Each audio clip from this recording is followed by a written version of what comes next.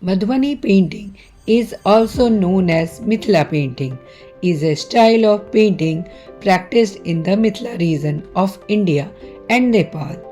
It is named after the Madhubani district of Bihar, India. These paintings are popular because of their tribal motifs and use of bright colors. It includes geometrical patterns, floral, animal, and bird motifs. There are three main themes in Madhubani painting: religion, social, scenes, and elements of nature. Do you know what material we used for Madhubani painting? We used henna leaves, marigold, cow dung, soot, and rice powder or lime juice.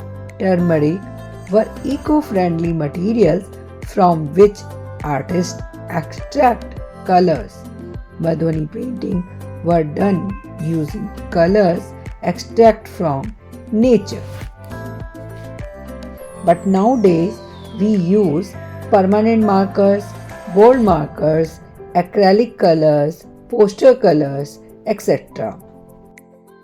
Do you know which paper is used for Madhubani painting? We use handmade paper or canvas cloth. And also we use one special nib for Madhubani painting.